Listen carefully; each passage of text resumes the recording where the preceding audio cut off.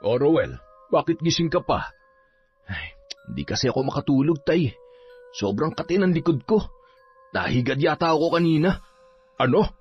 Paano ka naman mahihigad? Di sana kami rin ni Larry. Patingin nga. Eto, tay, pakikamot mo na nga rin. Hindi ko na kasi alam ang gagawin ko para mawala ang pangangati. Sus Mariosep, sugat-sugat na yung likod mo Ipapakamot mo pa halos dumugo na. Anak ng tokwa naman Ano ba kasi ito nangyayari sa amin ni Larry? Tingnan yung kamay niya. Kanina lang nagkaroon ng maliliit na butas tapos biglang may naglabas ang mga uod. Ngayon, pareho nang namamaga. Buisit naman Teka, pati si Larry? Ganun na nga, tay. At hindi ko alam kung bakit nangyayari sa amin to. Taon 2002. Bukid nun, nakatira ang pamilya ni Mikay pagtawid ng ilog, kung saan nag-iisa lamang ang bahay nila sa gitna ng gubat. Maliit lang ang tahanang yun. May isang silid. Pagpasok pa lamang ay bubungad na agad ang maliit na salang diretso na rin sa kusina. Kapag nakabukas ang kanilang bintana ay halos makita na ang buong kusina mula sa sala. May mangilan-ngilan ding nakatayong bahay sa may paanan ng bundok, pero malayo-layo yun sa kanila. Maituturing na liblib ang lugar na yun dahil malayo sila sa bayan o kahit sa mga tindahan. Tuwing may kailangang bilhin sa talipapa ay mahigit 30 minuto ang kailangang lakarin. Bihira din siyang makarating sa bayan dahil wala naman siyang bibilhin doon. Dahil sanay na sa hirap, namumuhay lamang sila ng simple sa pamamagitan ng pagtatanim ng gulay at pangingisda sa ilog. Madalas ding manguha ng kabuti at mga ligaw na gulay ang dalaga, kaya halos makabisa niya na ang bundok, kahit sa murang edad pa lamang.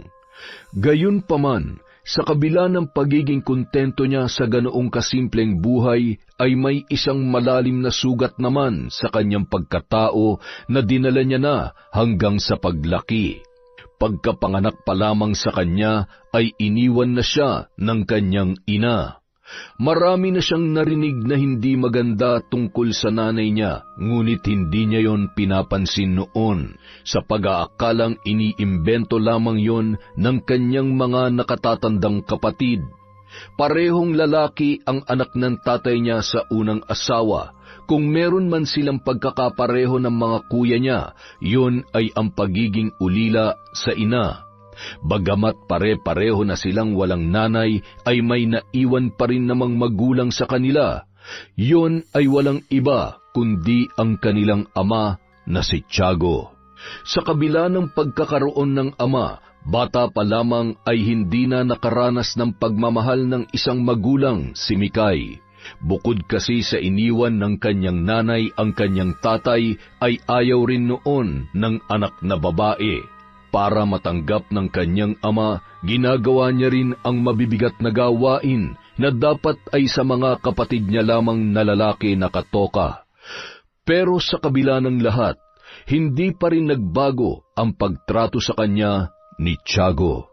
Mikay, huwag ka na munang sumama sa ulingan. Dito ka na lang muna sa bahay. Magsibak ka ng mga panggatong tsaka punuan mo ng tubig yung drum sa likod. Maglaba ka na rin ng maruruming damit namin ng mga kapatid mo, ha? Opo, tay. Anong klaseng sagot yan? Huwag mo sabihin nagsasawa ka na sa mga ginagawa mo rito. Hindi naman po sa ganon, tay. Anong kaartehan yan?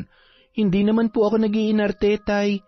Sanay na rin naman po ako sa mga ginagawa ko rito, kaya ako na pong bahala. Gagawin ko na lang po ang bilin nyo. Bay, dapat lang. Diyan ka nararapat sa mga gawain na yan. At kung gusto mong matuwa ako sa'yo, pagbutihin mo pa. Huwag kang papalpak. Lagi ko naman pong pinagbubuti, tay. Hindi nyo lang pinapahalagahan. Ano ka mo? Wala po. Ano nga po pala yung ipapaluto niyong ulam mamaya? Magtanong ka kay paring Bitoy kung nagkatay sila ng baboy kanina. Pag meron, kumuha ka muna ng 1 kilo. Sa linggo na lang kamo babayaran. Ilaga mo mamaya para makahigop naman kami ng sabaw pag-uwi. Sige po, tay. May iba po ba kayong ipapagawa? Isipin mo kung may pwede ka pang gawin. Hindi yung lahat na lang ay kailangan ko pang sabihin sa'yo. Matagal nang ganon ang trato kay Mikay ng kanyang amang si Tiago.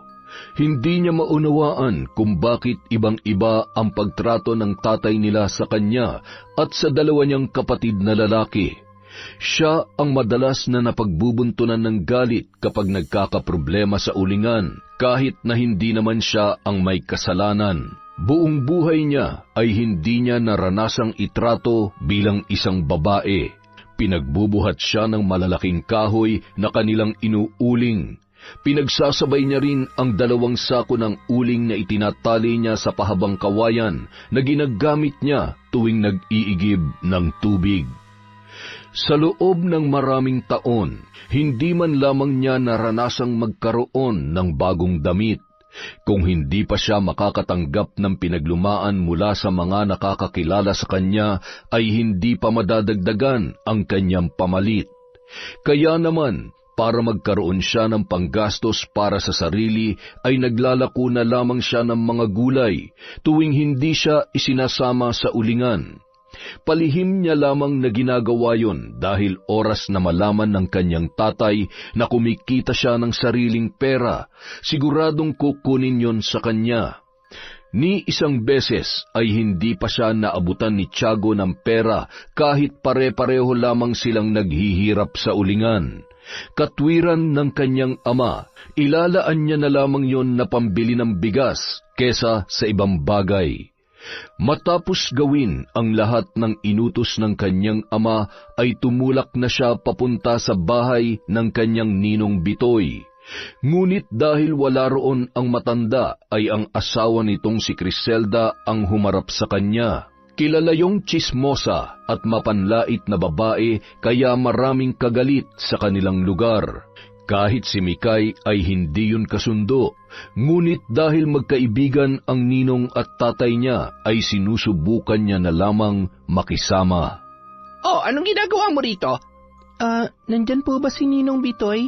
Nagpapatanong po kasi si tatay kung nagkatay daw po kayo ng baboy. At bakit? Kukuha raw po muna ng 1 kilo, sa linggo na raw po babayaran. Utang na naman? Kakautang niyo lang ng 1 linggo Bayad na po yon, Aling Criselda. Ako po ang nag-abot kay Ninong. Kahit na, hindi porket pinauutang kayo ng asawa ko, mamimihasa na kayo. Wala siya rito, kaya hindi ako magbibigay. Aling Criselda, sige na po.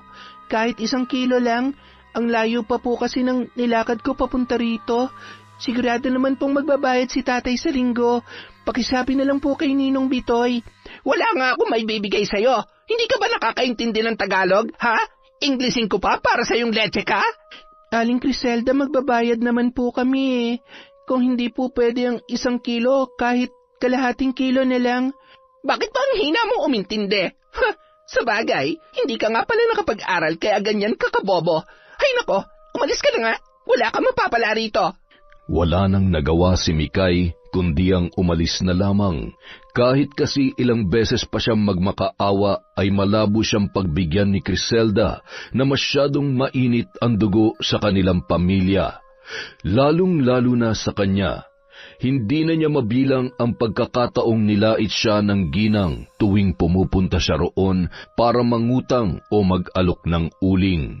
Halos nasanay na rin naman siya sa mga naririnig niya, kaya hindi na lamang niya dinadamdam ang tungkol doon.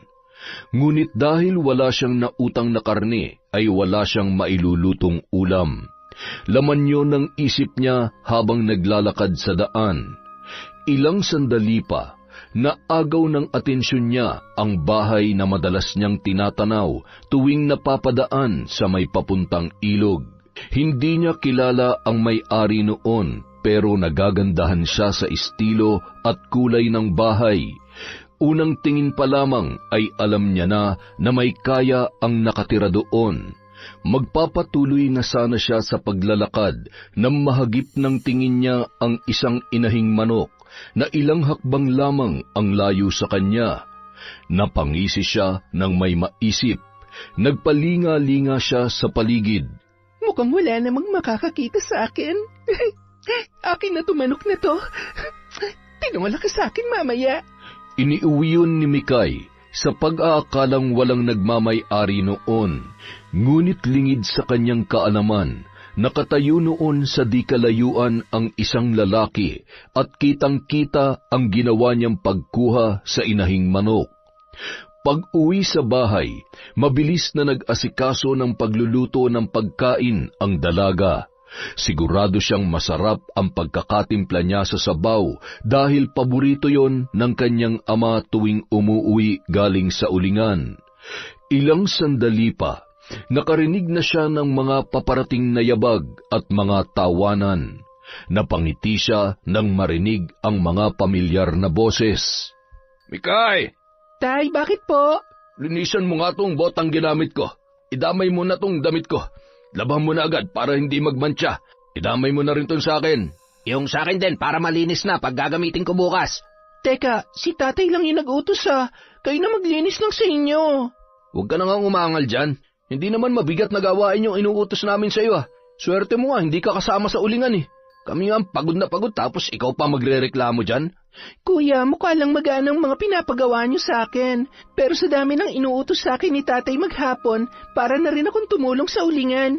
Baka lang hindi niyo alam marami akong sinibak na panggatong kanina. 2 batya ang maruruming damit na nilabhan ko. Ngayon nga lang ako nakakapagpahinga Sus, dami mong reklamo. Alam nga naman kaming gumawa niyan. Ikaw ang babae kaya dapat lang na ikaw ang maglaba at mag-asikaso dito sa bahay. Hindi maiwasang manliit ni Mikay sa mga narinig niya mula sa kanyang Kuya Ruel. Nakakalungkot mang isipin, ngunit mukhang doon na lamang iikot ang kanyang buhay. Sa pag-asikaso sa tatay niya, sa mga kapatid niya, sa bahay at sa ulingan. Hindi niya maiwasang makaramdam ng inggit minsan sa mga nakikita niyang kaedarang babae na naroon sa sityo. Nakakapag-aral ang iba. Marami rin siyang gustong marating sa buhay pero hindi niya pa magagawa ang mga yun hanggat hindi pa siya nakakalaya sa kanyang ama. Kasalukuyang ibinababad ni Mikay ang mga lalabhang damit nang umalingaw-ngaw ang galit na sigaw ng kanyang tatay. Kaagad siyang napatayo at natatarantang pumasok sa loob ng bahay. Tay, bakit po? Ano to? Di ba sabi ko sa iyo nilagang baboy ang lutuin mo? Bakit naging tinola? Tay, hindi po kasi tayo pinautang ni Aling Criselda kanina Sinabi ko naman po na babayaran din sa linggo pero ayaw niya pa rin pong pumayag. Bobo ka kasi. Kay Bitoy ka dapat nagsabi. Alam mo namang saksakan ng karamutan ng babaeng yon tapos sa kanya ka pa nakipag-usap? Wala po kasi si Ninong doon kanina, Tay. Di sana bumalik ka. Buisit talaga, oo. Akala ko pa naman makakatikim na ako ng masarap-sarap na ulam. Nakakaumay na yung tinola mo, Mikay. Pasensya na kayo. Ginawan ko lang naman kasi ng paraan ng... Hindi yan ang paraan na gusto ko. Nilagang baboy ang gusto naming ulam. Napakalinaw naman ang sinabi ko, hindi ba? Pero hindi mo pa rin naintindihan kasi bobo ka. Kung babalik pa po kasi ako kanina, baka gabihin na ako ng uwi dito, Tay. Hindi naman po ako makapaghintay ron dahil hindi ko alam kung anong oras makakabalik si Ninong. Yan! Lagi ka na lang may katwiran kapag hindi mo gustong pinapagawa sa yung buwisit ka. Wala ka talaga silbi, Napayuko na lamang ang dalaga sa kanyang narinig. Hindi yun ang unang pagkakataon na nakarinig siya ng masakit na salita kaya hindi na rin yun bago sa kanya.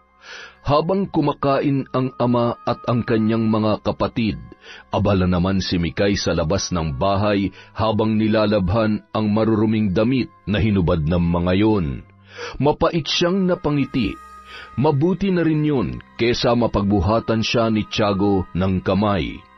Habang abala sa pagkukusot, napakunot ang kanyang noo nang maramdamang tila may nagmamasid sa kanya ng mga sandaling yon. Nagpalinga-linga siya sa paligid pero wala naman siyang nakitang tao. Napailing na lamang si Mikay at muling ibinalik ang kanyang atensyon sa kanyang ginagawa. Sa pag-aakala na guni-guni lamang yun. Kinabukasan, isinama nila si Mikay sa ulingan para makatulong sa pag-iipon ng mga kahoy na isasalang doon. Habang abala sa pagsasalansan ng mga kahoy, nakatanaw naman sa kanya ang mga kapatid na sina Ruel at Larry, na palihim siyang pinag-uusapan. Kuya, bakit ba masyadong mainit ang dugo ni tatay dyan kay Mikay? Bakit mo naman naitanong? Naaawa ka na ba sa kanya? Hindi naman. Napaisip lang ako kung bakit ganun na lang kadaling magalit sa kanya si tatay. Kahit simpleng pagkakamali lang ay pumipitik na agad yun eh. Hayaan mo na siya. Baka mamaya makaramdam ka pa ng awa kay Mikay. Hindi naman natin siya kapatid sa nanay. Anak siya ni tatay sa isang haliparot at bayarang babae. Nakahawak lang ng malaki-laking pera. Ayun, pinabayaan na siya. Pero hindi naman niya kasalanan ng pangiiwan ng nanay niya, di ba? Nakita naman natin yun. Hindi nga, pero magkamukha kasi sila. Tuwing nakikita siya ni tatay, naaalala niyang panloloko sa kanya ng walang kwentang nanay ni Mikay. Sa bagay, kung ako rin naman kay tatay, maaalibadbaran din ako sa mukha ni Mikay. Anak na nga ng haliparot, ang pangit-pangit pa. Buti na lang, iba nanay natin. Lumamang naman tayo sa kanya ng mga 5 paligo kahit papano, di ba? Sa paglipas ng mga araw, wala pa ring nagbago sa hirap na nararanasan ni Mikay. Imbis na magbago ang tingin sa kanya ni Tiago ay parang lalo pa yung lumalala sa katagalan. Nang araw na yun, kasalukuyang nagbababa ng nakasakong uling ang dalaga. Dahil maulan, maputik din ang kanyang dinaraanan. Sa hindi inaasahang pagkakataon ay nadulas siya pababa at nabitawan ang pasan-pasan na isang sakong uling. Sa kasamaang palad, gumulong din ang sako hanggang sa tuluyan na yung mahulog sa bangin.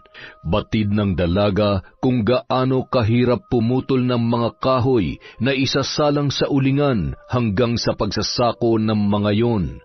Kaya ganun na lamang ang panghihinayang niya. Ngunit bukod pa ron ay mas nangibabaw ang takot niya sa kanyang ama. Hindi niya na inalintana ang mga sugat na natamo nang tumama ang braso niya sa bato.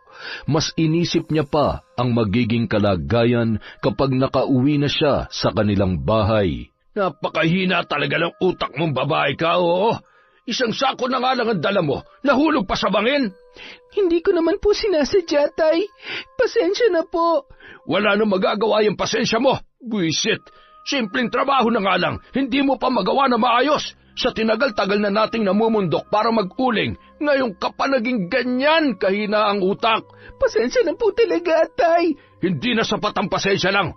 Alam mo ba kung gaano kalaking problema ang binigay mo sa akin, ha? Bukod sa nabawasan ng kikitain ko, masisira pa tayo sa mga kumukuha ng uling sa atin. Paano mo ipapaliwanag yung kulang na isang sako, ha? Sasabihin mo na wala dahil tatanga-tanga ka? Ako na lang po magpapaliwanag sa kanila, tay. Makikiusap po ako na... Hindi ka makikiusap sa kahit na sino. Kailangan mo maparusahan para magtanda ka. Sa halip na makapagpahinga matapos ang nakakapagod na araw, ay magdamag pang nakatikim ng pananakit si Mikay mula sa kanyang ama. Halos hindi niya mabilang kung ilang beses na lumampat sa katawan niya ang sinturon ni Tiago. Walang patid ang kanyang mga luha habang tinitiis ang nararamdamang sakit. Hindi niya na nagawa pang matulog dahil sa iniindang sakit mula sa kanyang mga latay. Dumagdag pa ang paghapdi ng kanyang sugat na nakuha sa pagkakadulas sa bundok. Kinabukasan, halos hindi maibangon ni Mikay ang nananakit pa rin niyang katawan, pero nang marinig ang boses ni Tiago ay kaagad siyang napabalikwas at walang pag-aalinlangang kumilos na tila walang nararamdaman. Nung araw na yun, hindi muna siya isinama sa bundok dahil kailangan niyang maningil sa mga pinagdalhan nila ng uling. Bago pa man tumulak pabalik sa bundok ang kanyang ama, ay binantaan na kaagad siya ng matanda na muli siyang makakatikim ng parusa kapag hindi niya nasingil lahat ng may utang sa kanila. Mabuti na lamang at nagawang magbayad ng lahat ng kanyang siningil. Nakahinga siya ng maluwag dahil doon, kaya nagpasya na rin siya kaagad na umuwi para makapagpahinga. Ilang sandali pa, nakarinig siya ng mahinang sitsit. Napalingon siya sa kanyang likuran. Napakunot ang kanyang noo nang makita ang isang lalaking nakangiti sa kanya habang bitbit ang bayong na naglalaman ng samut-saring gulay. Sino ka? ikaw ba yung sumitsit sa akin? Oo, diretso kasing tingin mo eh. Wala ka man lang lingon-lingon sa paligid mo. Parang ang suplada ng dating. Dati ka bang artista? Huwag mo nga akong pakialaman. Nananahimik ang tao tapos bigla mo nalang sasabihan ng suplada. Uy, kalma lang. Hindi naman ako makikipag-away sa'yo. Hindi nga, pero mukha ka naman basagulero. Grabe ka naman sa akin, miss. Alam mo, wala akong pakialam sa kung ano mang mararamdaman mo. Ikaw ang nauna eh. Diyan ka na nga. Sungit talaga? Makapagsungit ka pa kaya kapag sinabi ko sa iyo yung nakita ko? Anong nakita mo? Bigyan kita ng clue. Inahing manok. Ha? Anong ibig mong sabihin? Nakita ko nung ninakaw mo yung inahing manok na nakita mo sa daan. Akala ko nga naawa ka lang kaya mo kinuha eh. Pero sinundan kita. Nakita mismo ng dalawang mata ko na kinatay mo yung inahing manok. Ano nga bang luto mo ron? Tinola? Amoy na amoy ko pa nga eh. Ang bango ng luya. Hihingi pa nga sana ako ng sabaw, kaya lang, mabibisto mo ako agad. Hoy, huwag ka maingay. Baka may makarinig sa'yo, ano ba? Bakit? Takot ka? Kilala ko pa naman yung may-ari nun. Ano ba kasing kailangan mo para manahimik ka? Kung magpapabayad ka, sorry, wala akong pera. Simple lang naman ang bayad. Gusto kong makipagkaibigan sa'yo. Kapag hindi ka umangal, quits na tayo. Doon nagsimula ang pagkakaibigan ng dalawa. Noong una, hindi nagustuhan ng dalaga ang pagiging makulit at mapilit ni Danny dahil alam niyang hindi matutuwa ang kanyang ama kapag nalaman noon na nakipagkaibigan siya sa isang lalaki. Siguradong iba ang magiging dating noon sa kanyang tatay, kaya pinakiusapan niya ang binata na wag na lamang pupunta sa kanilang bahay kapag naroon si Tiago at ang dalawa niyang kapatid.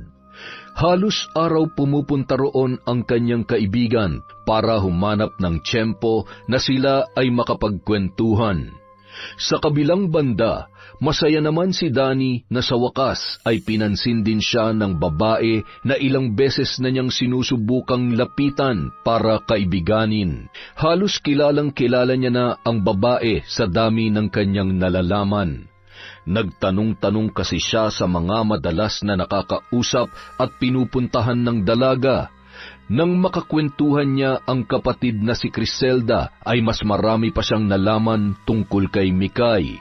Kaya lamang ay hindi pa niya masabi-sabi sa kapatid ang tungkol sa babaeng nagugustuhan niya dahil nasaksihan niya mismo kung paano noon itrato ang kanyang kaibigan tuwing pumupunta roon. Hoy Danny, saan ka na naman galing kanina? Mukhang masyado ka nang nalilibang sa pamamasyal dito ah. Sinusulit ko lang ang bakasyon ko dito, ate. Siyempre, sa susunod na buwan, balik trabaho na naman ako sa Maynila. Buti sana kung makabuluhan ang ginagawa mo rito. Balita ko, madalas kayo magkasama nung anak ni Mang Tiago ah. Si Mikay? Magkaibigan kasi kami. Magkaibigan nga lang ba talaga? Kilala kita, Danny. Hindi mo laging aayaing mamasyal ang babaeng yon kung hindi mo siya gusto. Paano kung gusto ko nga siya, ate? Hindi ko siya gusto para sa'yo. Hindi kayo bagay, tsaka malaking problema lang ang dala niya sa buhay natin. Mabait si Mikay, kaya gustong-gusto ko siya. Nako, anong mabait ang pinagsasasabi mo Gagamitin ka lang nun. Paano naman gagamitin, ate? Alam niya na kahit papano, nakakaluwag-luwag tayo. Samantalang sila, kung hindi pa mag-uuling sa bundok, hindi pa magkakapera. Alam mo ba yung kuya ni Mikay? 40 anyos na pero hanggang ngayon nag-uuling pa rin sa bundok. Hindi na nga nakapag-asawa Walang nagkakagusto sa magkakapatid na yon. Mga walang pangarap kasi sa buhay. Gusto na lang mamundok buong buhay nila. Kaya si Mikay, ganun din ang kahihinatnan ng babaeng yon. Tingnan mo nga, ni hindi man lamang nakapag-aral, hindi marunong bumasa at sumulat. Ang alam lang, magbilang ng pera. Bakit parang ang dami mong alam sa kanila, ate? Ikaw ha? Kunwari ka pang inis na inis sa kanila pero kilalang-kilala mo naman silang lahat. Kilalang-kilala ko nga silang lahat dahil palagi silang laman ng mga usap-usapan dito. Bakit ate? Ano bang meron sa pamilya nila? Nako, halimaw ang tatay ni Mikay kung hindi mo alam. Kapag nagkakamali siya, bugbog ang inaabot niya at halos mapatay pa ng sarili niyang ama. Isa pa, manyakis din ang matandang yon. Marami na yung binastos dito. Bigla-bigla na lang nang hihipo. Nako, kung hindi nga lang siya kaibigan ng asawa ko ay hindi ko siya pakikisamahan. Pero Paano nyo naman nalaman ang tungkol dun sa pambubugbog niya kay Mikay, ate? May kakilala ko na nakakita sa ginawa sa kanya ng tatay niya. Pinaghahampas daw ng kahoy. Ha? Grabe pala si Mang Tiago. Masyado siyang malupit. Oo, malupit talaga. Kaya kung hindi mo lalayuan si Mikay, posible mapatay ka ng matandang yon. Kaya ngayon pa lang, binabalaan na kita, Dani. Kung hindi mo siya kayang iwasan habang nandito ka, mas mabuting bumalik ka na lamang sa Maynila. Ngunit sa kabila ng mga paalala ng kapatid, ipinagpatuloy pa rin ni Dani ang pakikipagkaibigan kay Mikay. Madalas pa rin silang nagkikita hanggang sa unti-unti nang lumalim ang namamagitan sa kanilang dalawa. Sa loob lamang ng ilang linggo ay nagawa niya ng mahalin ang dalaga. Kaya naman hindi na rin siya noon nag-aksaya ng oras at niligawan na si Mikay kahit napatago lamang ang lahat ng yun. Samantala, nang pumayag si Dani sa isang sikretong relasyon ay saka lamang sinagot ni Mikay ang binata. Yun ang unang beses na nagmahal siya ng isang lalaki at yun din ang unang beses na nakaramdam siya ng kakaibang saya. Kaya naman, kahit na alam niyang delikado, ay sumugal pa rin ang dalaga, alang-alang sa pagmamahal niya para kay Dani. Dani, malapit na mag-alas 5, kailangan ko nang umuwi. Mamaya na, ihatid na lang kita. Ha? Ano ka ba? Alam mo namang hindi pwede, di ba? Kailan ba kasi magiging pwede, Mikay? Hanggang kailan ba tayo magtatago sa tatay mo? Hindi ko alam. Hindi pa kasi ako nakakahanap ng tiyempo kaya sana intindihin mo na lang muna yung sitwasyon ko. Matagal ko nang iniintindi, Mikay, kaya nga ngayon, hihilingin ko naman sa'yo na ako naman ang intindihin mo. Tsaka yun lang din ang paraan na naisip ko para makalaya ka na sa tatay mo. Wala naman siya magagawa, kunwari, sasabihin mo na gusto mo na mag-asawa. Asawa agad? Kunwari nga lang para lang magkaroon ng dahilan na palayain ka niya. Imposible yung sinasabi mo. Hindi mo kilala si tatay, tsaka kaya nga ayaw kitang ipakilala sa kanya kasi gusto lang kitang protektahan. Protektahan saan? Kaya kong sarili ko, Mikay. Huwag mo akong alalahanin. Nasasabi mo lang yan ngayon dahil hindi mo pa nakakaharap si tatay. Eh di harapin natin. Dani naman, nakikiusap ako, wag mo na ngayon. Pero Mikay, ilang araw na lang ang natitira sa pananatili ko rito. Babalik na ako sa Maynila at gusto kong isama ka ron. Talaga? Oo, nabanggit mo sa akin na gusto mong subukan magtrabaho, di ba? Marami kang pwedeng applyan doon. Pero paano natin gagawin yon? Kung hindi mo kaya magpaalam sa tatay mo, itatanang kita. Hindi inaasahan ni Dani na papayag si Mikay na magtanan silang dalawa. Kaya naman, ng araw ding yon ay nagplano sila kung paano tatakasan ang ama ng dalaga.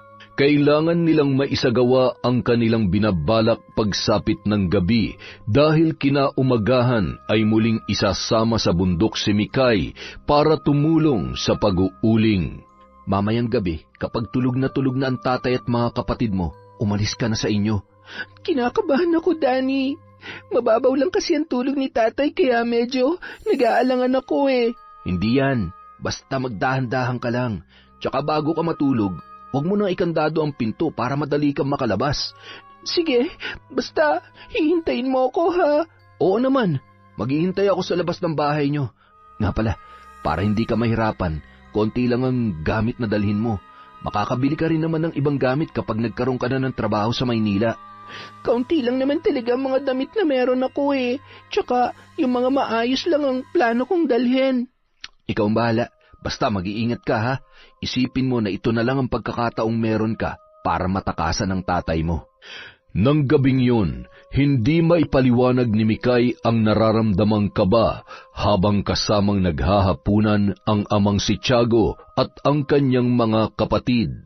Halos hindi niya malunok ang isinusubong pagkain hanggang sa mapansin yun ni Roel. Mukhang wala kang ganang kumain ah. May sakit ka ba, Mikay? Ha? Wala kuya. Napagod lang ako sa paglalaba kanina. Sus, dami mong arte. Yun lang napagod ka na. Naglaba rin kasi ako ng mga kumot at banig, kuya. Kahit na, mas nakakapagod pa rin dun sa bundok, no? Tama, Kaya bukas, sumama ka sa amin nang may kapalitan naman kami ni Kuya sa pagbabantay sa ulingan. Sisindihan na raw bukas ng umaga. Sasama talaga yan. Wala naman siyang gagawin dito sa bahay. Wala ka naman magpapasarap lang siya rito habang tayo'y nagpapakapagod doon. Tama ka, Tay. Baka mamaya kung saan-saan na gumagalayang si Mikay, kaya mas gustong nandito na lamang palagi sa bahay. Saan naman ako gagala, Kuya? Tsaka wala naman ako mga kaibigan dito. Oh, bakit para masama ang loob mo na wala kang kaibigan dito? Nako, kapag nagkaroon ka ng kaibigan, siguradong hindi ka na makakatulong sa amin. Mapapariwara ka lang. Depende naman po yan sa magiging kaibigan, Tay. Sinasabi mo bang mali ako? Ha? Hindi naman po sa ganon. Alam mong pinakaayaw ko sa lahat, yung sinasagot-sagot ako, ha? Aray, pasensya na po, Tay. Hindi na po mauulit. Talagang hindi na. Dahil sa susunod, isusubsob ko na yung pagmumukha mo sa mesa. Kita mo na, sasagot-sagot ka pa kasi. Hindi ka na lang makinig sa sinasabi sa'yo. Wala ka rin namang karapatang kumontra dahil dito sa bahay, si tatay ang batas. Yan, diay mo yung mga kapatid mo. Bihira ko silang masaktan nung kaedad mo pa lang dahil nakikinig sila sa akin. Ikaw lang ang bukod tanging matigas ang ulo sa inyong tatlo eh.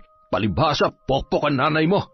Napaiyak na lamang si Mikay dahil sa masasakit na salitang binitiwan ng kanyang ama. Paulit-ulit na pinamuka sa kanya ni Tiago ang ginawang pang-iiwan ng kanyang nanay. Alam naman niyang hindi kasalanan ang naging desisyon ng kanyang ina, pero siya ang nagbabayad sa lahat ng iyon. Kaya naman, mas lalong tumindi ang kagustuhan niyang makaalis at matakasan ang buhay na meron siya sa loob ng malaimpyernong bahay nila. Pagsapit ng 11:00 ng gabi, mahimbing nang natutulog sa kwarto sina Tiago, Roel at Larry. Ang mahabang upuan naman sa sala ang nagsisilbing tulugan ni Mikay, kaya mas madali siyang nakakakilos. Ang mga inihanda niyang gamit ay itinago niya sa tambakan ng mga panggatong para hindi niya na kailangan pang pumasok sa kwarto para kunin yon. Ilang sandali pa, kumilos na ang dalaga, pating kayad siyang lumabas ng bahay para hindi makagawa ng ingay. Dumiretso siya sa tambakan ng panggatong at kinuha roon ang bag na naglalaman ng mga importante niyang gamit at ilang pirasong damit. Maya-maya, nakarinig siya ng sitsit. Napangiti siya nang matanaw si Danny sa labas ng kanilang bakuran. Ngunit nang makalapit siya sa binata, saka naman bumukas ang pinto ng kanilang bahay. Mula roon, lumabas ang papungas-pungas pang si Tiago para umihi. Magtatago pa sana silang dalawa na mag-angat ng tingin ang kanyang ama. Sino tong Mikay? Hoy, anong ginagawa mo dyan? Tsaka sino yung kasama mo? Tay? Nalintikan na, oo. Sino yan? Nobya mo? Tay, hayaan niyo na po kaming umalis. Parang awa niyo na po. Sino nga ang lalaking yan? Sagutin mo ang tanong kung buwisit ka. Mang Tiago, ako po si Danny, nobya po ni Mikay. Ano ka mo? Nobyo? Mang Tiago, malinis po ang intensyon ko sa anak niyo, kaya sana po, pagbigyan niyo muna ako makausap kayo ng masinsinan tungkol sa relasyon namin. Abataran, anong masinsinan ang pinagsasasabi mo? Nagkaroon kayo ng relasyon na hindi ko alam? Tapos ano, balak niyo pa magtanan? Paano niyo po nalaman? Anong paano ko nalaman? May dala ka mga gamit at mukhang nagmamadali pa kayong dalawa. Ano sa tingin mong iisipin ko? Maglalaro kayo ng habulan? Pumasok ka sa loob at huwag kang lalabas hanggat hindi ko sinasabi. Pero, Tay... Hindi, isasama ko na po siya, Mang Tiago. At sino ka para masunod para sa anak ko, ha? Bigla ka na lang susulpot dito na hindi ko alam kung saan lupalop ka galing tapos itatanan mo pa ang anak ko? Hindi niyo naman siya kaya itrato ng tama eh. Marami pa siyang pagkakataon para magkaroon ng maayos na trabaho at hindi niya kailangan mabulok na lang sa lugar na to. Kung anak ang turing niyo sa kanya, hahayaan niyo siyang gawin ang gusto niya. Ngayon kayo magpakama sa kanya. Bastos ka pala talagang buwisit ka eh, no? Ito ang dapat sa'yo. Babasagin ko yung bungo mong hayop ka. Wala pa ni isa sa mga anak kong bumastos sa akin. Tapos ikaw na hindi ko kilala. Ang lakas ng loob mong kwestiyonin ang pagiging ama ko. Tama na po. Anong tama na, ha? Hindi pa ako tapos. Maghintay ka dyan at huwag na huwag kang gagalaw sa pwesto mo kundi pupugutan kita ng ulo! Sa kabila ng pagtutol at pagmamakaawang ginawa ni Mikay para kay Dani, hindi pa rin niya napigilan ang kanyang ama sa tindi ng galit noon para sa lalaki. Pinaghahampas ni Tiago ng kahoy ang katawan ng binata na walang kalaban-laban. At dahil nagising na rin noon si Ruel at Larry, pinagtulungan na ng tatlo ang binata. Lupaypay at halos mag-agaw buhay na si Dani nang tigilan ng mag-aama. Hindi na namalayan noon ni Mikay kung paano nakaalis at nakauwi ang binata matapos ang sinapit noon sa kanyang ama at mga kapatid. Ngunit ng gabing yon, naranasan niya ang pinakamatinding parusang ipinaranas ni Tiago at ng kanyang mga kuya. Matapos niyang makatikim ng sampal, suntok at sipa, kinaladkad pa siya ng kanyang tatay palabas ng bahay. Napapahiyaw na lamang ang dalaga sa sakit tuwing sumasabit ang balat niya sa matutulis na bato at kahoy na kanilang nadaraanan. Nang makarating sila sa may poste ng kanilang bakuran, ay agad na kumuha ng lubid si Ruel at Larry para igapos ang kanilang kapatid. Mahigpit ang pagkakatali kay Mikay, kaya hindi niya magawang makawala kahit anong subok pa ang kanyang gawin. Dumagdag pa ang pagbuhos ng malakas na ulan ng gabing yon. Magdamag siyang basang-basa at nanginginig sa lamig habang iniinda ang hapdi ng kanyang mga sugat. Nang tumila ang ulan ay saka lamang nagkaroon ng pagkakataong matulog ang dalaga habang pinapapak ng lamok.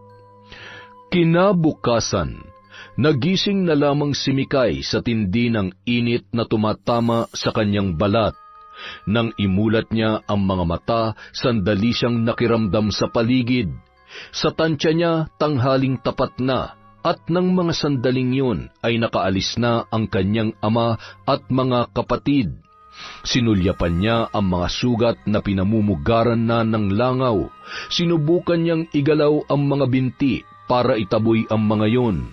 Pero napaigik siya nang sumigid ang kirot ng katawan dahil sa pagkakabugbog sa kanya. Napaluhan na lamang ang dalaga nang makita ang mga pasa sa kanyang katawan. Putok din ang kanyang labi at halos hindi na maimulat ang kaliwang mata. Naikuyom na lamang niya ang kanyang mga kamao dala ng matinding galit na nararamdaman. Sobra na sila. Hindi na sila naawa sa akin. Itinuri nila ako na parang hayop. Ano bang kasalanan ko? Kasalanan bang magmahal at gustuhin makaranas naman ng kalayaan? Ayoko na. Habang patuloy sa pag-iyak ang dalaga, napadaan naman noon ang isang matandang babae na puno ng natutuyong sugat ang buong katawan. Kung ibang tao lamang si Mikay ay tiyak pandidirihan yon. Napakurap-kurap siya nang huminto ang matanda sa kanyang tapat. Nang mag-angat siya ng tingin ay sumalubong sa kanya ang malamlam na mga mata ng kaharap na tila nakikisimpatya sa kanyang kalagayan. Tulungan niyo po ako. Parang awa niyo na po. Hirap na po ako sa kalagayan ko. Walang imik na kinalagan ng matanda mula sa pagkakagapos sa poste ang dalaga. Dahil hinang-hina pa rin, ilang beses na muntik mabuwal sa lupa si Mikay habang inaalalayan ng kanyang kasama. Nagpakilala yon bilang si Aling Panyang. Mukha naman mabait ang matanda sa kabila ng nakakatakot nitong itsura. Halos mabalot na ng natutuyong sugat ang katawan nito at bakas din ang maraming peklat sa muka. Matagal-tagal din silang naglakad bago nila narating ang isang kubo sa dulong bahagi ng ilog. Maliit lamang ang bahay ng matanda. May isang silid sa loob ng kubo, ngunit gawa rin sa kawayan ang sahig ng pinagsamang sala at kusina. Bagamat bukal sa kalooban ni Aling Panyang na patuloyin si Mikay, may mahigpit itong bilin sa kanya. Wag kang papasok sa silid na ito hanggat wala ang permiso ko. Hindi pa ito ang tamang panahon. Bagamat hindi niya nauunawaan ang ibig sabihin ng matanda, ay minabuti niyang sundin na lamang yun. Laking pasasalamat naman ni Mikay dahil hindi nagagawi sa parting yon ang kanyang ama tuwing nangunguha ng mga iuuling na kahoy. Kahit papaano ay masasabi pa niyang ligtas ang pananatili niya roon. Gusto niyang makausap si Danny para kumustahin ang lagay ng binata at para makahingi na rin ng tawad. Ngunit kailangan niya munang magpalakas. Hindi pa niya kakayaning maglakad ng malayo. Kapag nagkataon ay baka makita lamang siya ni Tiago o ng kahit sino sa kanyang mga kapatid. Siguradong ibabalik lamang siya ng mga yon sa malaimpyerno nilang bahay kapag nagkataon. Habang nananatili sa bahay ni Aling Panyang, minabuti na muna niyang magpahinga para mas mapabilis ang kanyang paggaling. Nahihiya rin kasi siya sa matanda dahil mula nang dalhin siya roon ay asikasong-asikaso na siya at ginagamot pa ang kanyang mga sugat. Aling Panyang, salamat po sa pag-aalaga niyo sa akin, ha? Hindi niyo naman po ako kaano-ano, pero hindi niyo po ako pinababayaan. Bakit ko naman gagawin yon? Hindi mo na itatanong. Minsan na rin akong nalagay sa ganoong sitwasyon. Matapos pahirapan, wala kahit isa may gustong tumulong sa akin. Mabuti na lamang at napadaan ako roon kahapon. Madalas po ba kayong napapadaan sa amin? Oo, kaya nakikita at naririnig ko ang mga nangyayari sa bahay ninyo. Nakita kita nung gabing napadaan ako. Naglalaba ka ng mga damit habang naghahapunan ang mga kasama mo. Ganon ka ba talaga nila itrato, iha? Opo, pero sanay na po ako ron. Hindi ko na lang po iniisip na ibang trato sa akin para hindi na rin ako masyadong masaktan pa. Hindi tama ang ginagawa nila sa'yo. Anak ka rin ng iyong ama, pero bakit kung itrato ka niya ay para kang ibang tao? Ang totoo po niyan, nakikita niya raw sa akin ang nanay ko na nang iwan sa kanya, na ipinagpalit siya sa ibang lalaki. Pero hindi mo naman kasalanan yon, kaya hindi ikaw ang dapat niyang pinagbubuntunan ng galit. Sinabi ko na rin po yan noon, pero wala namang halaga sa kanilang nararamdaman ko. Hindi po sila nakikinig sa kahit anong sabihin ko, Aling Panyang. Ako po ang laging nakikinig sa kanila. Kung anong iutos nila, susundin ko na lang para hindi ako masaktan. Konting pagkakamali ko lang na pagbubuntunan na ako ng kabay ni tatay. Ginagawa ko naman po ang lahat para maging mabuting anak sa kanya. Pero kahit anong hirap pa ang pagdaanan ko, hindi pa rin po yun sapat. Minsan nga po, napapaisip ako kung anak niya ba talaga ako eh. Minsan kasi, iha, hindi nasusukat sa dugo ang pagmamahal. Kahit dugot laman ka niya, kung kinamumuhian ka ng iyong ama, mahirap nang baliin yon. Kaya mas mabuti kung ikaw na lamang ang lumayo. Pero sobra na po ang ginagawa nila sa akin. At si Danny, muntik na nila mapatay ang kaisa-isang lalaki na nagmahal sa akin, Aling Panyang. Hindi ko alam kung ayos lang ba siya. Gusto ko po siyang makita. Ang mabuti pa, magpagaling ka na lamang muna. Kapag kaya mo ng sarili mo, saka mo harapin ang nobyo mo. At kung may balak ka sa mga taong nanakit sa'yo, magsabi ka lamang, iha.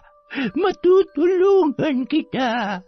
Noong una, hindi pinansin ni Mikay ang sinabi ni Aling Panyang, sa pag-aakala na wala lamang yun. Isa pa, hindi pa niya naiisip na balikan o gantihan ang ama at mga kapatid. Mas matindi ang kagustuhan niyang makausap si Danny at makahabol sa pag-alis ng binata pabalik sa Maynila. Kinabukasan, maagang kumilos si Mikay habang mahimbing pa ang tulog ni Aling Panyang. Masakit pa ang buo niyang katawan at paika-ika pang maglakad, pero ginamit niya ang natitirang lakas para lakarin ang madilim at liblib na daan para makalabas ng kasukalan. Nang makarating siya sa parting puno ng kabahayan, hindi na siya nag-aksaya ng panahon.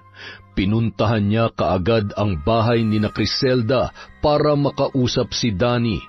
Lumiwanag ang kanyang muka nang maabutan pa niya ang kanyang nobyo na papalabas ng bahay. Naroon din ang habal-habal na sasakyan nito papunta sa bayan. Danny? Anong ginagawa mo rito? Paalis ka na ba? Pwede bang mag-usap muna tayo? Hindi pwede. Kailangan ko nang umalis. Akala ko ba isasama mo ko? Akala ko ba itatakas mo ko sa tatay at mga kapatid ko? Nangako ka sa akin, Danny.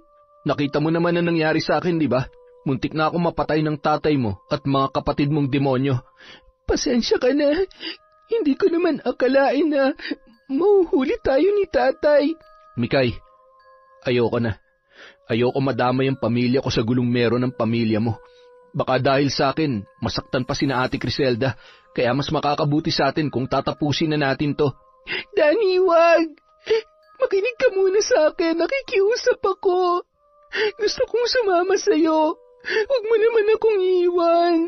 Pasensya ka na pero hindi na kita pwedeng isama. Mapapahamak lang tayong dalawa, pati ang pamilya ko rito. Kung may nakakaalaman kung gaano kademonyong pamilya mo, ikaw yon. Kaya ikaw rin dapat ang unang makakaunawa sa akin ngayon. Pero mahal kita. Gusto pa kita makasama. Ako rin naman pero hindi ko kaya manindigan para sa iyo, Mikay. Pasensya ka na talaga, pero kailangan ko nang umalis. Kung gusto mong takasan ng tatay mo, gawin mo pero hindi na kita maisasama. At hindi na rin tayo pwede magkita. Tila tinusok ng libo-libong pako ang puso ni Mikay nung mga sandaling yun, dahil sa kanyang mga narinig mula kay Danny. Pakiramdam niya, bibigay na ang mga tuhod niya anumang oras dahil sa panghihina. Wala na siyang nagawa nang sumakay na sa motor ang kanyang nobyo na hindi man lamang lumingon sa kanya. Nanatili roon ng ilang sandali si Mikay habang tinitipon ang natitirang lakas para tumayo at bumalik sa bahay ni Aling Panyang. Pero bago pa man siya makakilos ay lumabas na ng bahay ang galit na si Criselda. Ang kapal naman na mukha mong pumunta pa rito matapos mo ipahamak ang kapatid ko.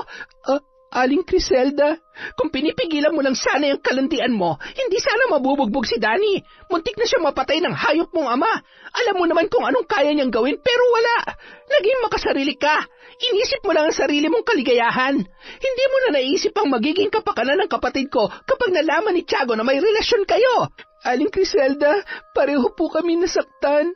Kaya wag niyo namang ibaling lang sa akin ang lahat ng sisi.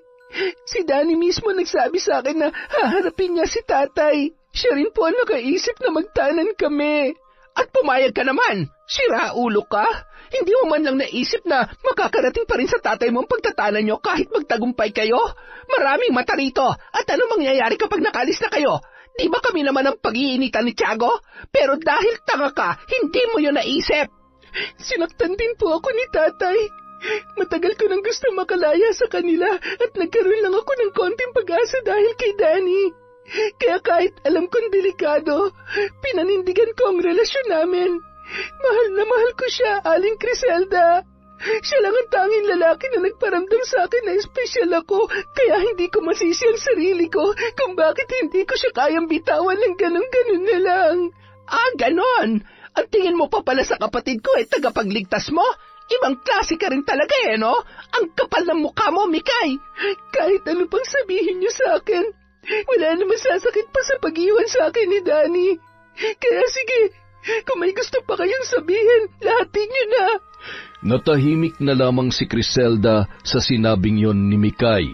Marahil ay napagtanto rin ng babae ang hirap na pinagdaraanan niya sa kanyang ama. Ngunit dahil sa pinaghalong pagod at sakit na nararanasan niya noon ay hindi na siya nakipagtalo pa. Umalis na lamang si Mikay at wala sa sariling bumalik sa bahay ni Aling Panyang. Samantala, hindi naman matigil sa pagmumura si Mang Tiago nang hindi madatnan sa bahay ang kanyang anak. Hinalughog na nila ang buong kabahayan at nasuyod na rin ang buong paligid, ngunit ni anino ng dalaga ay hindi nila nakita. Lintik na babaeng yun Pahihirapan pa talaga tayo maghanap sa kanya. Oras na makita ko siya, sisiguruhin kong hindi na siya makakalakad pa. Ibang klase rin talagang lakas ng loob ni Mikay, Tay, no? Hindi na nakakaramdam ng takot sa inyo. Pero, ang malaking tanong dito, sino tumulong sa kanya? Hindi kaya binalikan siya nung nobyo niya? Paano babalik yun Halos hindi na nga makalakad sa ginawa natin sa kanya. Takot na lang niyang bumalik pa rito. Pag nagkataon, parang siya na rin mismo naglibing sa sarili niya.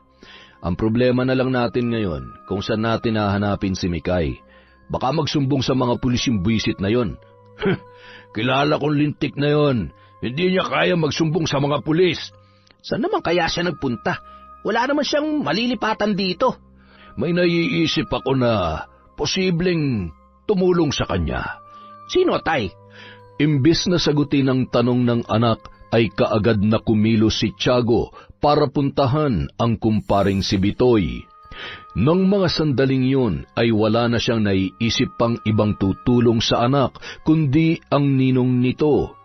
Bago umalis ng bahay, pumasok siya sandali sa kwarto para kunin ang nakatagong balisong. Isinuksok niya yon sa may likuran para hindi agad mahalata. Binilinan niya ang magkapatid na sina Ruel at Larry na wag siyang susundan. Kapag nakialam pa kasi ang mga yun, ay baka lalo lamang siyang mahirapan. Samantala, kasalukuyan naman noong naglalaba si Criselda sa likod ng kanilang bahay, nang marinig niya ang malakas na pagbukas ng pintuan. Napakunot noo ang babae. Mag-iisang oras na rin kasi mula nung umalis ang kanyang asawa para mag-deliver ng karne ng baboy. Bitoy, ikaw ba yan? Nasaan si Mikay? Tiago? Ilabas niyo si Mikay. Alam ko nandito siya. Ano? Bakit dito mo hanapin ang anak mo? Wala siya rito. Huwag mo nga akong pinaglololoko, Criselda. Alam kong kayo lang ang malalapitan ni Mikay. Ano bang pakialam ko sa anak mo? Sa tingin mo, itatago ko pa siya pagkatapos mabugbog ang kapatid ko nang dahil sa kanya? At kapatid mo pala yung lintik na nobyo ng babaeng yon. Kaya naman pala. Hoy, Tiago, hindi ko gusto si Mikay para kay Danny. Ako na mismo nagsabi sa kapatid ko na hiwalayan ang anak mo dahil wala siyang maganda may dudulot sa buhay namin. Tingnan mo nga naman, hindi ako nagkamali.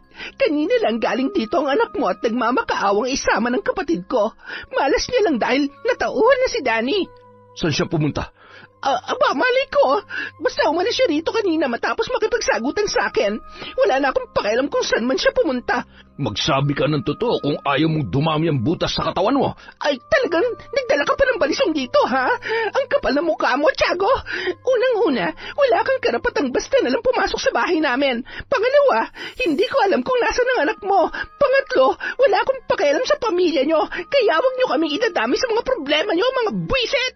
At dahil sa kadaldalan, marami pang masasakit na salitang binitawan si Criselda na mas nagpatindi sa galit ni Tiago.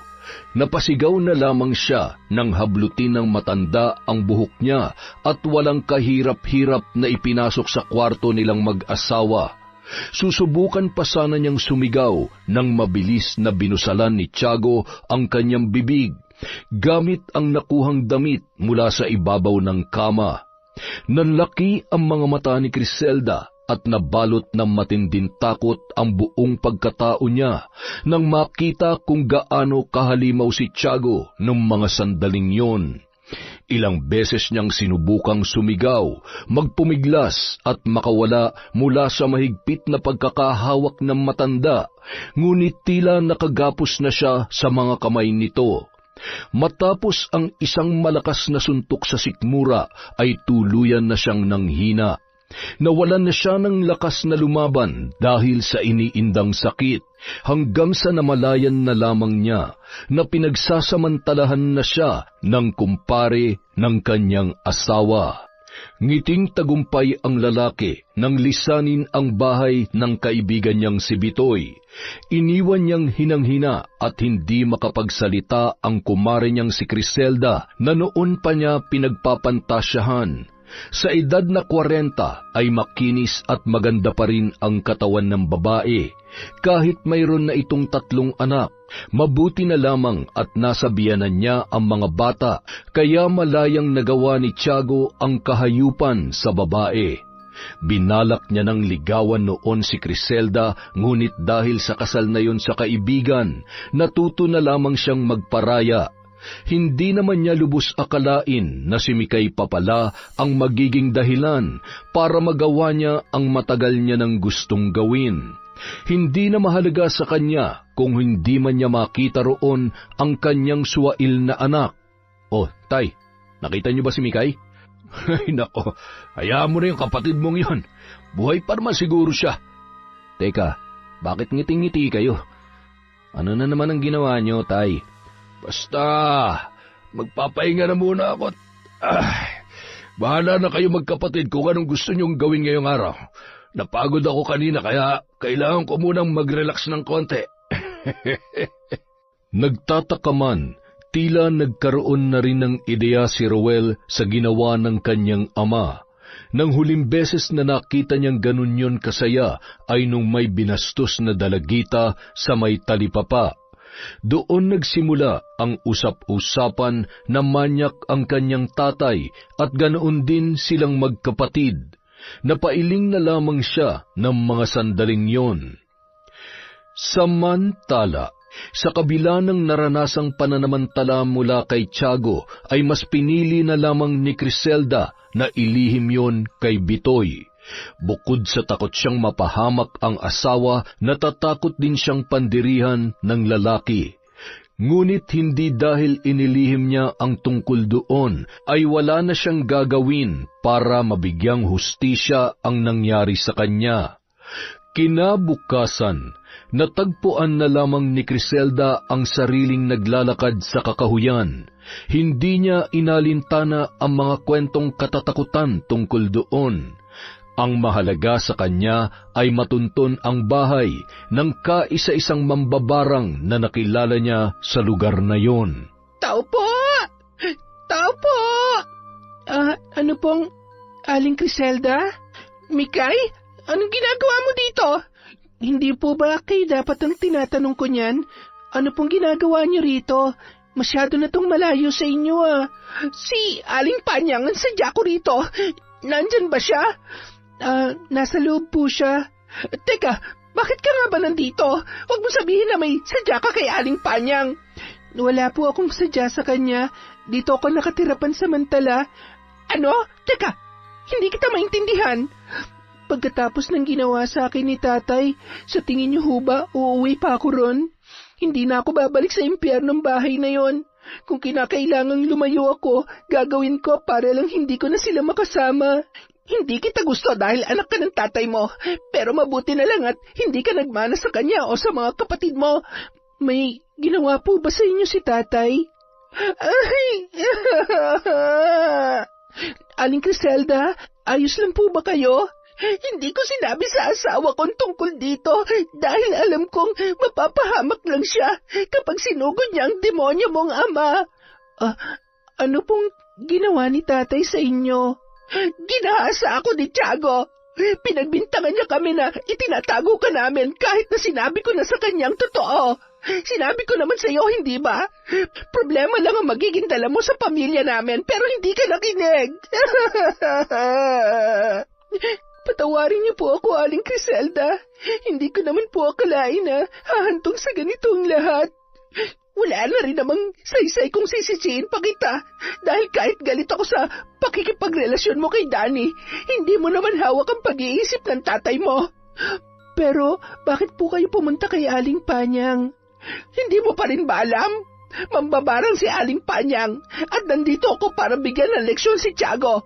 Kung balak mo akong pigilan, utang na loob, Mikay, huwag mo nang ituloy. Gawin niyo kung anong plano niyo sa kanya, Aling Criselda. Kailangan niya managot sa ginawa niya sa inyo. Bakit ikaw? Hindi mo ba gugustuhin makaganti sa tatay mo at sa mga kapatid mo na siyang dahilan kung bakit iniwang ka ni Danny? Napakuyom na lamang ng kamao si Mikay sa sinabing yon ni Criselda. Napagtanto niya na wala naman talagang ibang dahilan si Danny para iwan siya, kundi ang kahayupan ng ama at ng kanyang mga kuya. Huminga siya ng malalim nang mabuo ang isang mabigat na desisyon. Sinundan niya ng tingin si Criselda na noon ay kausap na si Aling Panyang. Mukhang yun na ang tamang panahon para pagsisihan ng kanyang ama ang mga kahayupan na ginawa noon. Hindi lamang sa kanya, kundi pati na rin sa ibang tao katulad ni Criselda. Kung buo na ang loob ninyo na maghiganti sa taong nagkasala sa inyo ng lubos, kakailanganin ko ang tanda ng isang kasunduan. Ano mang gawin ko sa kanila ay wala nang bawian pa. Dahil buo na ang loob na gawin ang bagay na yon, hindi na nagdalawang isip pa si Mikay na mag-alay ng sariling dugo sa mga alaga ni Aling Panyang. Doon niya lamang napagtanto na hindi pala sakit sa balat ang nakikita niya sa matanda, kundi ang mga markang yon na tila sugat ay dulot ng mga alagang insekto na malayang gumagapang sa higaan nito. Yun pa lamang ang unang beses na nakita niya ang mismong silid ng matanda dahil hindi siya pinapapasok doon. Sapat na sa kanya ang maliit na espasyo sa nagsisilbing sala at kusina ni Aling Panyang para maging pansamantala niyang tulugan. Pero nang sabihin niyang handa siyang tulungan si Criselda, ay kaagad siyang pinapasok noon sa loob ng silid.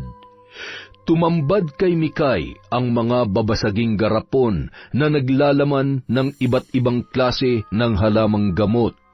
Ang iba naman ay hindi niya mawari kung ano ang laman. May mga nakita rin siya roon na parang laman loob.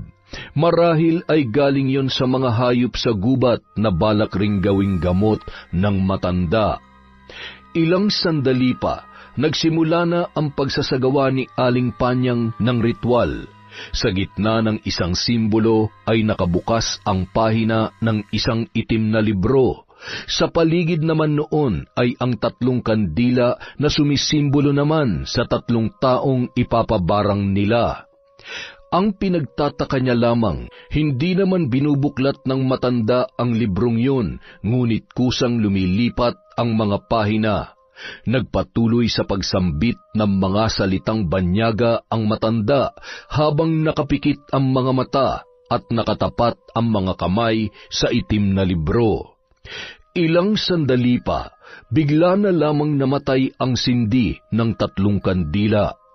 Doon na napangisi ang matandang mambabarang. Nagsisimula na ang sumpa. Sa pagsapit ng takip silim, magsisimula na ang kalbaryo nila na mas lalong titindi tuwing kakalat ang dilim sa paligid. Bagamat alam ni Mikay na may maling nagawa ang 2 niyang kapatid, hiniling niya kay Aling Panyang na hindi maging kasing bigat ng parusa para sa kanyang ama ang sasapitin ng mga yon. Ngunit sa kaso ni Tiago ay wala na siyang magagawa pa, lalo na't si Criselda na mismo ang nakipagkasundo sa matandang mambabarang para makamit ang hustisya. Nang gabi ring yun, nang tuluyan ng lumubog ang araw, bigla na lamang napasigaw si Larry habang nakahiga sa katre.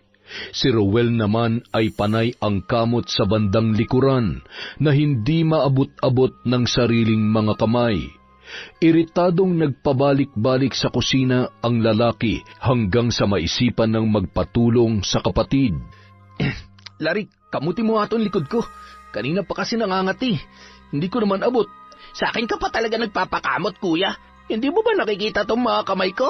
Tingnan mo, nagkaroon na ng butas-butas ang magkabilang palad ko. Halos maihina nga ako sa tindi ng pangingilo eh. Teka, ano yan? Ang alin, kuya? Parang may gumagalaw sa kamay mo. Ha? Oo nga, uod. May uod, kuya.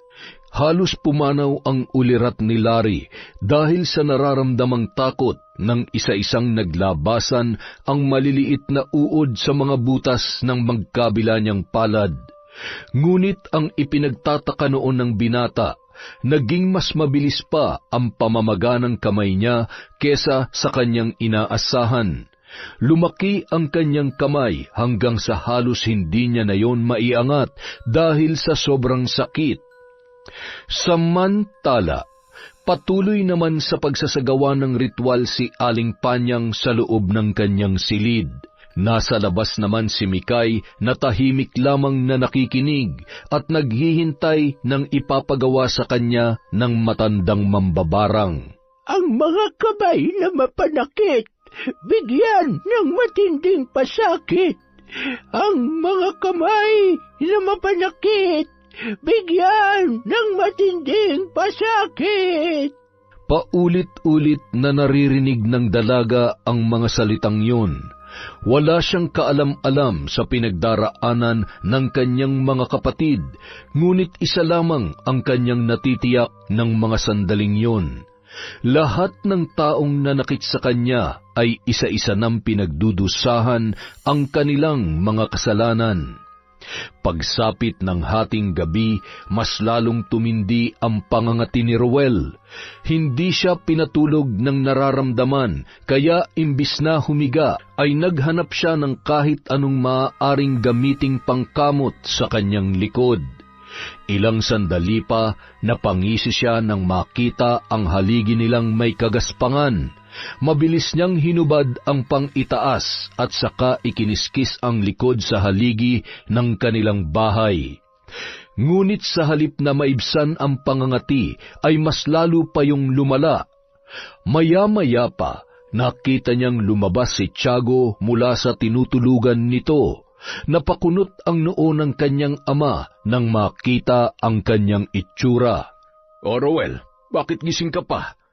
Ay, hindi kasi ako makatulog, tay. Sobrang kati ng likod ko. Nahigad yata ako kanina. Ano? Paano ka naman mahihigad? E di sana kami rin ni Larry. Patingin nga.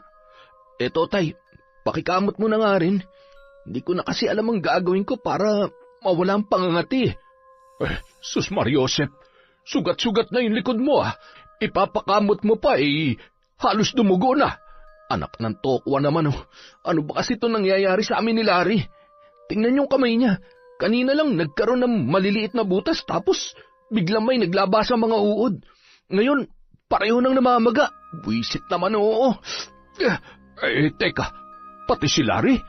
Ganun na nga tay. At hindi ko alam kung bakit nangyayari sa amin to. Nang gabing yon, nagpatuloy ang pagpapahirap ni Aling Panyang sa magkapatid. Nagpasya siya na wala munang gawin kay Tiago dahil ang lalaking yon ang tatanggap ng pinakamatinding parusa. At isa na roon ang makitang nahihirapan ang paborito niyang mga anak. Kinabukasan, napasigaw na lamang si Tiago nang tumambad sa kanya ang dalawang anak na dinudumog na ng langaw dahil sa dami ng sugat sa katawan. Ang mga sugat ni Ruel na nagsimula sa likod ay kumalat na rin sa mga braso at hita ng lalaki. Si Larry naman, halos kasintabanan ng mga hita ang braso dahil sa matinding pamamaga. Halos matanggal na ang mga kuko ng binata sa tindi ng maga ng bawat daliri sa magkabilang kamay. Halos bumaliktad ang kanyang sikmura nang makita mismo ng kanyang mga mata kung paano lumabas ang maliliit na uod sa mga butas ng palad ni Larry. Mabilis namang nangitlog ang mga dumapong langaw sa mga sugat ni Ruel at makalipas lamang ang ilang sandali ay inuuod na rin ang mga yun. Nataranta si Tiago at hindi kaagad nakapag-isip ng gagawin para sa kanyang mga anak. Dali-dali siyang kumuha ng tubig para buhusan ang magkapatid at nang maitaboy ang mga langaw na nakadikit sa mga sugat ng kanyang panganay. Matapos niyang magawa yun ay nagpasya siyang kulambuan na lamang sina Ruel at Larry, nang sa ganon ay hindi na magawa pang dumugin ng mga langaw. Ngunit sa kabila ng ginawa niya ay nagkumpulan pa rin ang mga pesteng yon sa ibabaw ng kulambo. Nawari niya'y naghihintay lamang ng tamang pagkakataon para muling makapasok. Hinahapong napaupo si Tiago habang iniisip kung bakit yun nangyayari sa kanyang mga anak. Sa kabilang banda, ipinaalam na ni Aling Panyang kay Mikay ang nangyayari sa kanyang mga kapatid. Sa pamamagitan ng isang orasyon ay nakita mismo ng mga mata ng dalaga ang pagdurusa ni Ruel at Larry. Sa sandaling simulan ko na ang ritual para sa pagpaparusa sa iyong ama, magkakaroon ka na ng pagkakataong makauwi sa inyo at makasama ang mga kapatid mo. Oras na humingi sila ng tawad sa iyo, doon ko lamang aalisin ang sumpa. Hinintay ni Mikay ang pagsisimula ng panibagong ritual ng naturang mambabarang. Sa pagkakataong yun ay mas taimtim, mas matagal at mas nakakikilabot ang tinig ng matanda na kanyang naririnig ng mga oras na yun. Kinagabihan, pabalik-balik naman sa banyo si Tiago nang hindi mawala-wala ang pananakit ng kanyang tiyan. Nang hihinang napaupo na lamang ang matanda habang hawak ang kumikirot na parte ng kanyang katawan. Ilang sandali pa, nanlaki ang mga mata niya nang biglang manginig ang kanyang mga kamay. Pigilan man niya ang panginginig ay hindi niya yun magawa. Sinabayan pa yon ng muling pagkirot ng tiyan. Sa pagkakataong yun, triple na ang sakit ng una niyang naramdaman. Napasigaw na lamang noon si Tiago na hindi malaman ang gagawin sa kanyang sitwasyon. Maya-maya lamang, naramdaman niya na tila may kung anong gumagalaw sa loob ng kanyang katawan. Nang sulyapan niya yon ay muli siyang napasigaw. Tumambad sa matandang lalaki ang maliliit na butas na halos sakupin na ang parteng yon ng kanyang katawan. Ilang oras na namimilipit sa sakit ang matanda, hanggang sa maramdaman na lamang niya na tila may gumagapang doon. Nang bumaba ang kanyang tingin, kinilabutan siya sa kanyang nakita. Ang mga uod na nakita niya sa mga sugat ni Ruel at Larry ay mayroon na rin ang mga butas ng kanyang tiyan. Akmang sisigaw na sana si Tiago nang biglang bumukas ang pinto ng bahay. At mula roon, tumambad ang anak na kanyang kinamumuhian. Mabuti naman at naisipan mo pang umuwi. Hindi ako nandito para bumalik sa bahay na to. Ipinangako ko sa sarili ko na hindi na ako titira dito kasama mga demonyong tulad nyo. Nakikita mo bang kalagayan ko ngayon? Kung may natitira ka pang konsensya, gagawa ka ng paraan para tulungan ako. At bakit naman kita tutulungan? Sa tingin mo ba sapat na ang pinagdaraanan nyo para kaawaan ko kayo? Halos patayin nyo na nga ako nun eh. Naawa ba kayo sa akin? Naisip nyo bang kalagayan ko? Hindi naman tayo, di ba? Kaya huwag ka nang umasa na maawa pa ako sa'yo.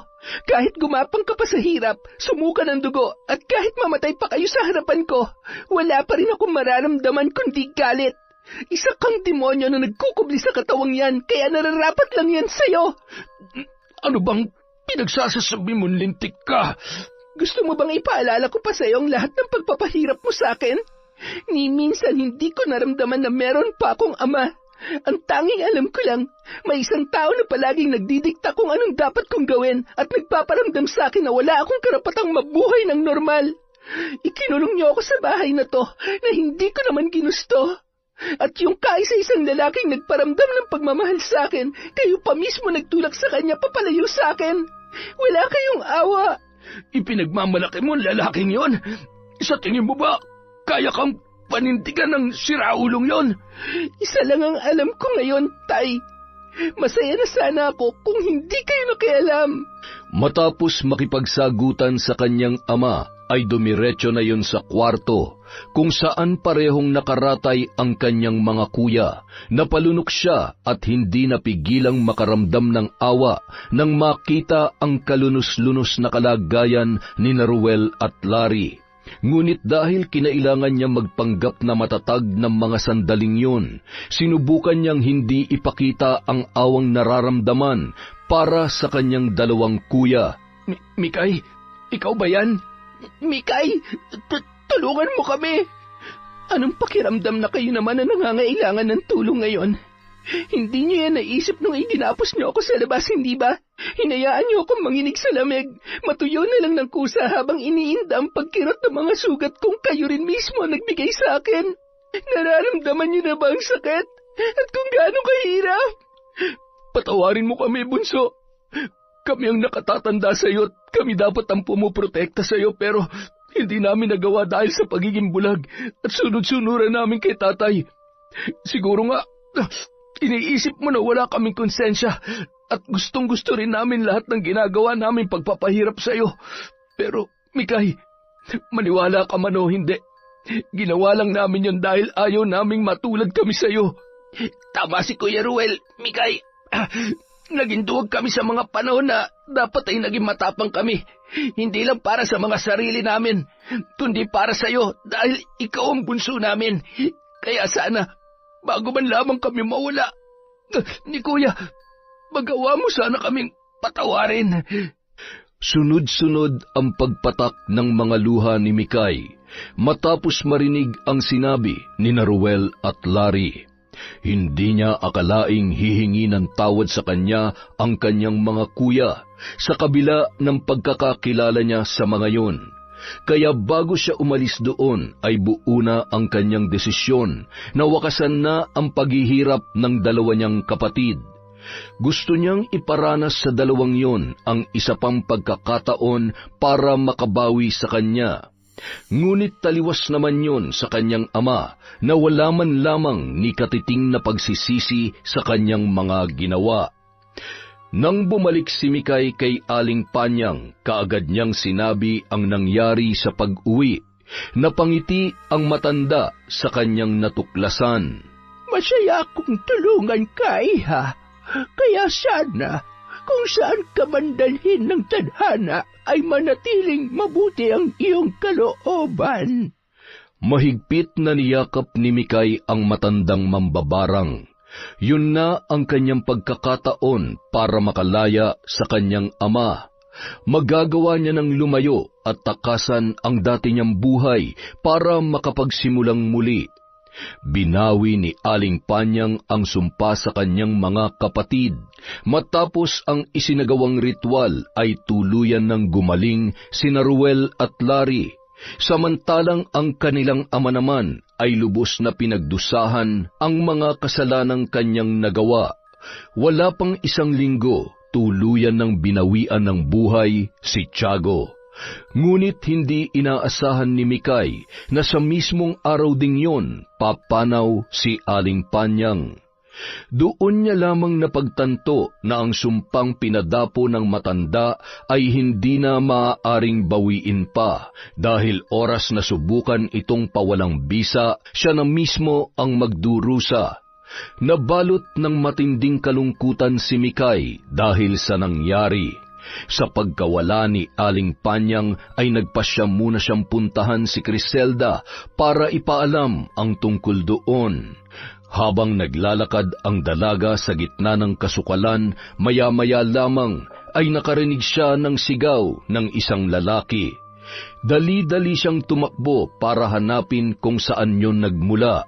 Nanlaki ang kanyang mga mata nang makita ang isang lalaking nakaupo sa damuhan at hindi makagalaw dahil sa may kalakihang ahas sa may paanan nito.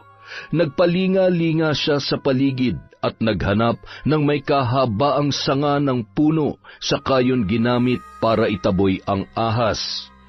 Ilang sandali pa, nakahinga na ng maluwag ang lalaki nang tuluyang makaligtas mula sa pagkatuklaw ng makamandag na ahas.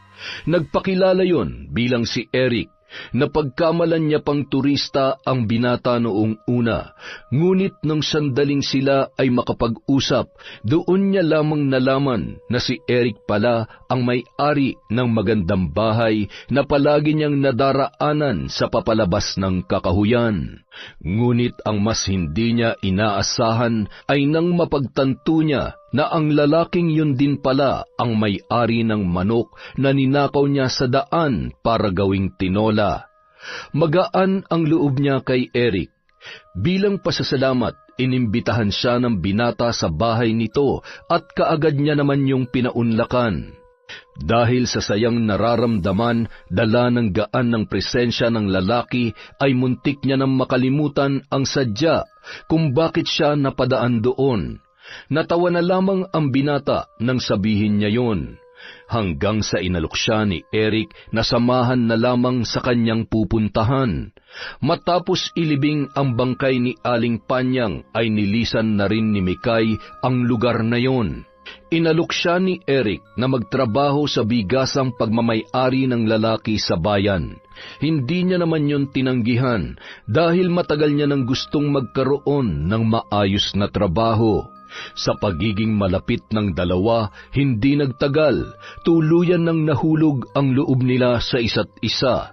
Mabuting tao si Eric at respetado rin ang pamilya dahil sa ginagawang pagtulong sa iba, kaya hindi na siya tumanggi pa nang ligawan siya ng binata.